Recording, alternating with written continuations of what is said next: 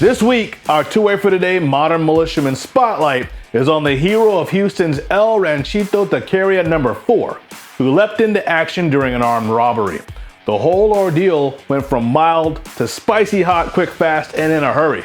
Welcome to two-way for today. They say I'm part of a global plan.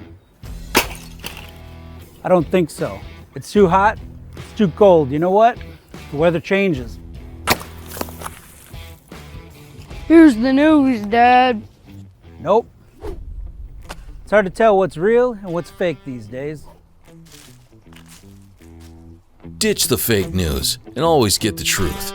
Go to thenewamerican.com. An armed robber entered a taco restaurant in Houston, Texas, and began demanding money from customers. The bandit made his rounds, collecting the booty, but turned his back on our hero. Our two-way for today Modern Militiaman leapt into action, firing 8 rounds in quick succession, realizes that the perp is not neutralized, and fires one more round. After the robber was neutralized, the good Samaritan realized that the foolish felon was using a fake gun. He helped customers retrieve the money that was taken from them, and then they all exited the restaurant. The strong-armed robber was declared dead at the scene by paramedics. Nathan Beadle, an attorney with the Harris County District Attorney's Office, told KHOU that according to Texas law, using deadly force is justified in situations of robbery by threat or aggravated robbery. I can point you exactly where it is in the law, 931 and 932 of the Penal Code. Whether someone uses deadly force in the situation, that is presumed to be correct under Texas law. But now, protesters are decrying our hero a vigilante, and the leftist DA has handed the case to a grand jury. The man was not wrong for the initial shots. He was wrong for the continuous shooting when the man was dead, in my opinion, and no longer posing a threat. We live in an upside-down world where violent criminals harm innocent people and are cast as martyrs when they get their just desserts. The governments are employed to trample the rights of the people and not secure them, simply because the violent criminal turned martyr is a member of a minority demographic. What makes it worse is that there are a whole subset of university-trained, immoral busybodies who've ascended into public service and oppress and torment us along that line with the approval of their own conscience.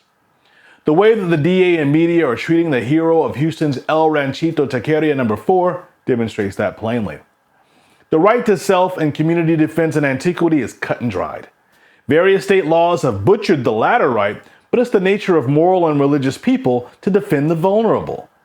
Many, compelled by their sense of duty, are even willing to put their lives on the line in the defense of their neighbors from those who would harm them. The violent 30-year-old who was killed by that hero in the restaurant was seemingly robbing people at gunpoint, and our hero subdued the perp, who, according to his lawyer, appeared to be a threat to the life and well-being of himself and everyone in his vicinity. He should be honored with accolades for his bravery. Instead, he's had the race hate brigade beating down his door to bring him to bear for this misguided measure of justice. I've heard it argued that if you shoot a thief who's stealing your stuff, then you care more about your stuff than their life. Well, consequently, if a thief is shot for stealing my stuff, then that thief valued my stuff more than their own life. The victim doesn't begin the value exchange in that, and the actions of the perp demonstrates that they counted the cost before they initiated it.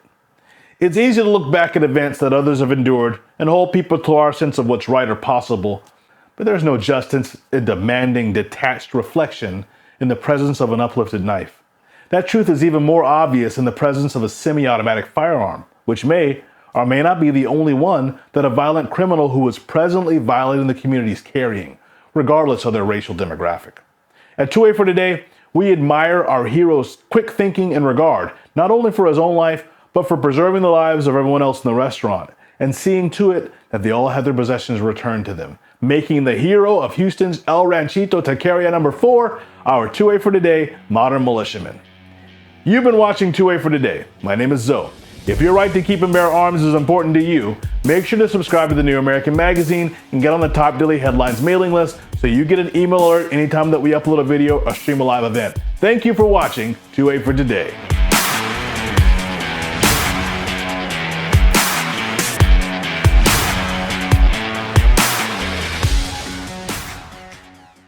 Sophia paused before the door It read, Department of Bidigital Convergence. Just inside was a new world, a better world, the one of everlasting life, of no pain, of no loss, of no problem. She entered the chamber and her surroundings changed. She saw around her an infinite field of waving golden grain surmounted by cloudless blue sky. The AI voice whispered gently in her mind, Welcome to the singularity. She couldn't see it and couldn't feel it, but her body had almost instantly been covered by a swarm of tiny gray multi-legged bots that melted through her clothes and into her skin. Not perceiving the nightmare, her eyes had already been consumed and the rest of her body was dissolving as the bots digested her flesh. She felt only a warmth suffusing her being. Drowsy, she drifted to sleep, and her last thought was one of panic.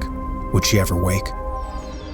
Could a nightmare vision like this be an outcome of the much-hyped transhumanist technological singularity? Enter the world of the future as illuminated by the experience of the past in Endgame, the new book by Dennis Barrett, the publisher of the New American Magazine, and find out how the disastrous COVID pandemic response fits with the technocratic elite's thirst to create a transhumanist utopia. Get Endgame from shopjbs.org with free shipping with code ENDSHIP, ENDSHIP. Or get Endgame and the Great Reset Collector's issue of the New American Magazine and get free shipping plus an additional 20% off both with code END20, END20.